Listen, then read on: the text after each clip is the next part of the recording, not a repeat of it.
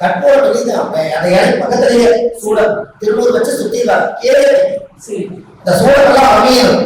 9 சூடத்துக்கும் அந்த மகர ஜோதி ஏற்றி 9 நவகிரகத்துக்கு நவகிரக தோசை நிவர்த்தி பண்ற 9 இலையில அது ஏன் உப்பு பால், உப்பு மகாலட்சுமி, பால் சந்திரன். இந்த சந்திரன் மகாலட்சுமி நம்மளை பிடிச்ச தர்ம தோசை நிவர்த்தி ஆகிறதுக்காக தான் இந்த பரிகாரம். இது எல்லாம் முடிஞ்ச உடம்பு சுத்தமாயிடும். உப்பு பாலை ஒன்னா சேர்க்க மாட்டேங்க, ஆனா ஒரு காலத்துல சேர்ந்துச்சு. உங்களுக்கு தெரியுமா? பாலாறு தேனாறு பாலாறு ஓடிச்சுட்டாங்கல்ல, அப்ப உப்பு கடல்ல இருந்து பாலாறு ஒரு காலத்துல ஓடிச்சா, அப்ப உப்பு பாலம் சேர்ந்துச்சுல. ஒரு காலத்துல ஆறு வந்து பாலாறு ஓடிச்ச, அந்த பாலாறு ஓடிச்சுல பாலாறு செல்வமா பாக்கியமா நீங்க வாழ்ந்து சொன்னாங்க. ஒரு காலத்துல திருப்பால் கடல், அப்ப பால் கடல் இருந்துருக்குல்ல ஒரு காலத்துல, அப்ப கடலோட உப்பும் அதுல இருந்துருக்குல்ல, அப்ப உப்பும் பாலும் கர்மத்தை வைக்காத காலத்துல சமுத்திரத்தை போய் குடிங்கன்னு சொன்னாங்க. அதனால உப்பும் பாலையும் வீட்டுல சேர்த்துக்கன்னு சொன்னேன். புரியுதுங்களா? இந்த பரிகாரத்தை பண்ணி இந்த தோஷம் எல்லாம் கழிச்சிட்டீங்கன்னா, அந்த பூஜை பண்ணி உங்க முகம் அல்லாத பூரா அந்த ஊத்துறோட கை காலி எல்லாம் தேய்ச்சி ரெடி வந்துடணும். எல்லாம் முகத்தை எல்லாம் போட்டு தேய்ச்சி நல்லா வீட்டில் வந்து குளிச்சுட்டு காலையில ஒரு 7 நாளைக்கு சூரிய நமஸ்காரம் பண்ணிட்டீங்கன்னா இந்த உடம்பு நம்மளுதான் உங்களுக்கே சந்தேகமா. அப்போ இது ஒவ்வொருத்தருடைய வீட்லையும் இந்த பரிகாரம் கிடைச்சா எப்படி நல்லா இருப்பான்னு சொல்லுங்க.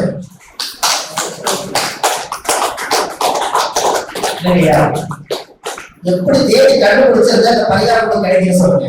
உன்னா புக்கிலேயே வரல, ரகசிய பரிகாரம் வேற. இது நீங்க அடக்கம் பண்ணியிருக்கிறீங்கன்னா என்னங்கய்யா, எத்தனையோ பரிகாரம் வருது. கருணை பரிகாரம் இருக்கே இல்லையா? அப்போ ஒரு காலத்துல இந்த முன்னோர்கள் கையாண்டிருக்கிறாங்க. அந்த தலைவாழ இலை போட்டு நவகிரகத்துக்கு படைச்சு அக்னி சாட்சியா உன் கர்மாவை தீர்த்து அந்த சூரியனை போய் பாரு, உன் பாவம் விலகுன்னு அந்த காலத்துல முன்னோர்கள் சொல்லியிருக்காங்க. இது எனக்கு கிடைச்ச பிரசாதம். நான் தேடிக்கிட்டே இருக்கிறதுனால ஏதோ வழியில ஆண்டவன் எனக்கு கொடுக்குறேன், அதை நான் உங்களுக்கு கொடுக்குறேன். எனக்கு ஆதிகால பரிகாரம்னு ஒரு பெரிய கையில எடுத்துட்டேன். இதை மக்களுக்கு போய் நான் 1930 கோடி என் வாழ்க்கையில ஒரு புக்கு எழுதினாலும் வரலாறு கட்டதான் இருக்கணும். அதுக்கு கொஞ்சம் அறுபாடு பண்ணணும்.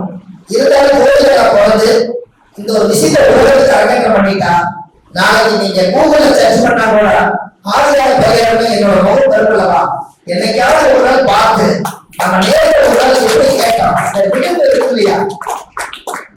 எனக்கு நிகழ்வு இருக்கு.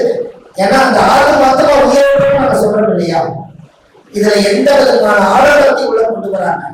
என்ன நம்ம தெரிஞ்சு வச்சுக்கிறோமோ அதை அப்படியே கொண்டு போறோம். இதுதான் பிரபலத்தை எது.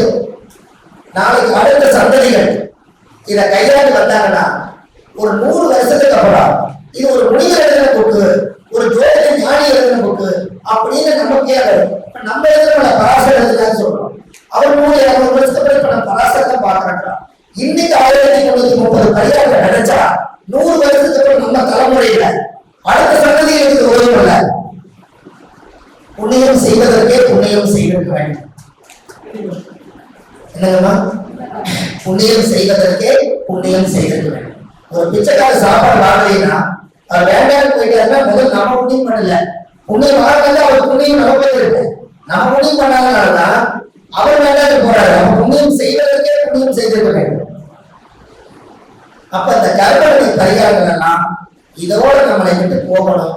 நம்மளால ஒரு நல்லது நடக்கணும்னா இந்த ஆதிகால பரிகாரத்துல நம்ம நல்ல விதமா எடுத்து மக்களுக்கு சுவையான வார்த்தைகளை சுவைச்சு ரசிச்சு ருசிச்சு சொல்லுங்க. காசு பணம் 2வது பிரச்சனை.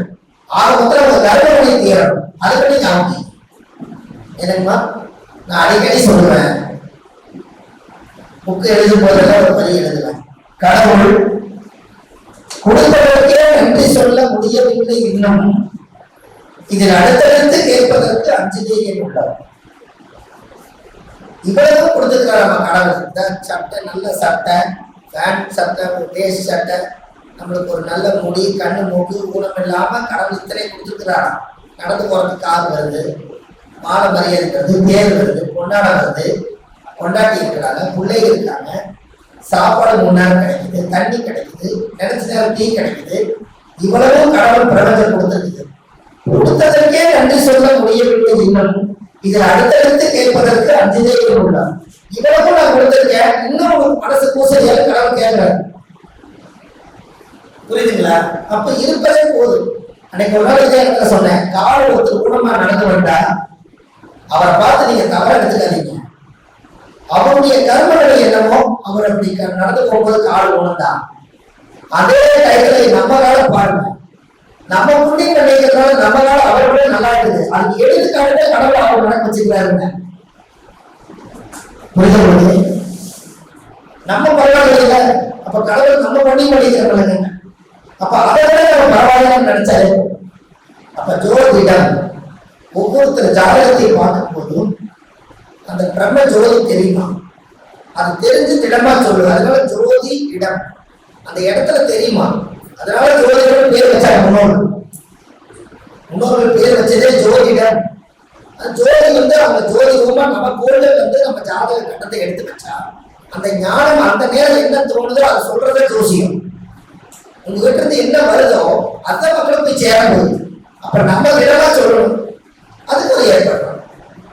அப்போ இந்த கர்ம பரிகாரத்தை உங்க வீட்டுல முதல் நம்ம ஜோசியரா இருக்கிறவங்க முதல் நம்ம தான் பண்ணணும். நம்ம பண்ணினா நம்ம சந்ததிகள் பண்ணுவாங்க. அப்ப உப்பும் வாழும் கலந்து இனிமேல் நீங்க குளிச்சாலே பிரச்சனை தீர்ந்துச்சுங்கிற ரகசியம் உங்களுக்கு தெரிஞ்சிச்சா? இது வரைக்கும் யூடியூப்ல தெரியல.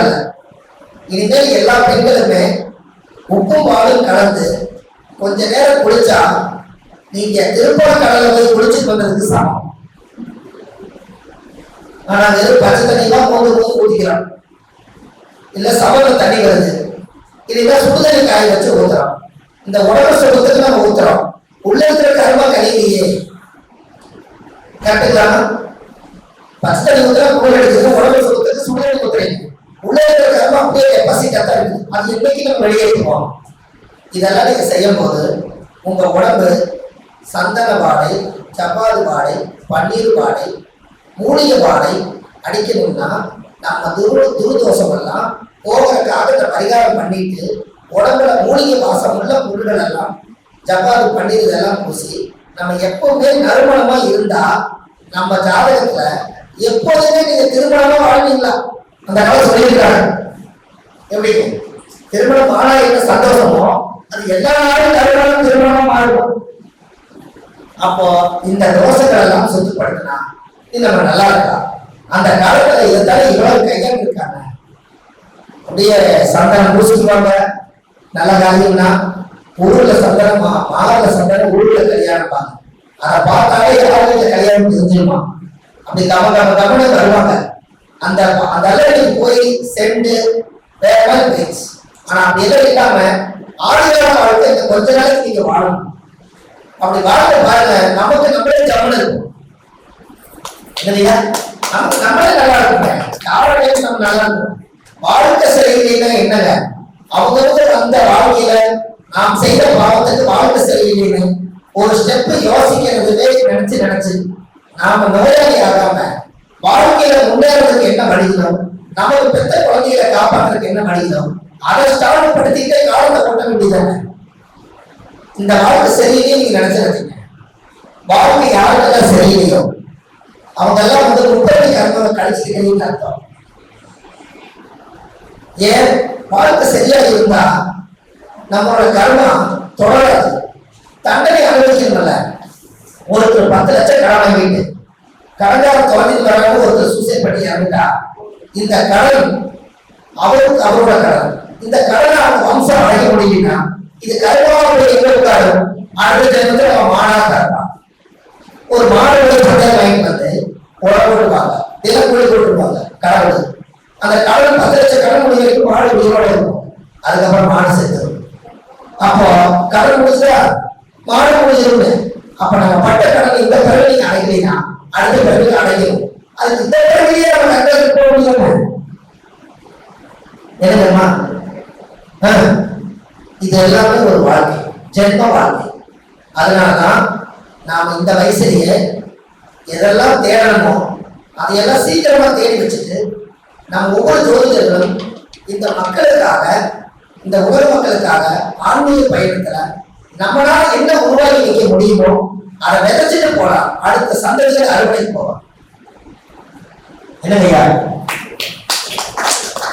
இது வேணும். கண்டிப்பா இந்த காலத்துல நம்ம வயசு இப்படியே இருக்குன்னு நம்மளால சொல்ல முடியாது. நம்மளுடைய உடம்பின் தர ஒத்துழைக்குன்னு சொல்ல முடியாது. அதுக்குள்ள ஒரு 100-200 குடும்பத்தை நம்ம ஜோதிடத்துல காப்பாற்றிக்கணும். அவங்களோட புண்ணியத்தை நம்ம தேடிச்சோம்.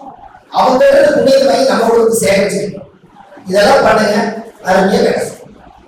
அப்போ இந்த கர்மவினை பரிகாரம் ஒவ்வொருத்தருக்கும் நீங்க இதை எழுதி கொடுக்கும் போது மஞ்சளை தொடச்சு அழகா எழுதி கொடுத்து ஒரு தட்சணை வாங்கிட்டு முறையோட செய்யுங்க. ரொம்ப அவங்களுக்கு ஒரு புண்ணியம், உங்களுக்கு ஒரு புண்ணியம். கரெக்டுங்களாமா? எது சும்மா செய்யாதீங்க, கஷ்டப்பட்டு தெரிஞ்சுட்டு போறீங்க. அது தட்சணை வாங்கிட்டு செய்யும், அப்பதான் பழிக்கும். இங்க கிடைக்கிற விஷயத்த இது பொதுவா நம்ம கொடுத்தோம். ஆனா மக்களுக்கு எளிமையான பரிகாரம் கொஞ்சமா வாங்கி அவங்களுக்கு கருமா போறதுல பரிகாரத்துக்கு எழுதி கொடுக்கும் போது கடவுளை நல்லா வச்சிருக்காங்க. எப்படி வந்துச்சு பரிகாரம்லாம்?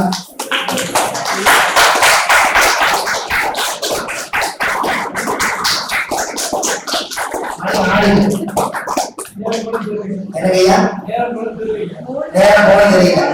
என்னங்கய்யா அப்படியா? சந்தோஷம். ரொம்ப நீங்க வெளியூரெல்லாம் போகணும். ஐயா இந்த அளவுக்கு சொல்லி கொடுத்தது வாய்ப்பு கொடுத்தாரு. இன்னைக்கு நாங்க இங்க வேலையெல்லாம் விட்டுட்டு இன்னைக்கு உங்களுக்காக நான் டைம் ஒதுக்கிட்டேன். ஏன்னா நம்ம வள்ளுவர் வாக்குன்னு யூடியூப் சேனல் இருக்கு. இந்த மாதிரி விஷயங்கள் எல்லாம் நான் நிறைய எடுக்கிறேன். அந்த சேனலை போட்டிருக்கேன். சும்மா இருக்கும்போது அப்படியே நீங்க போட்டுவிட்டு ஒரு வேலை செய்யுங்க. என்னை பார்த்து நீங்க கேட்கறதே இல்லை, குரல் வழியா அது வந்துகிட்டே இருக்கும். நீங்க கேட்டுக்கிட்டே ஏதோ ஒரு வேலை செய்யலாம்.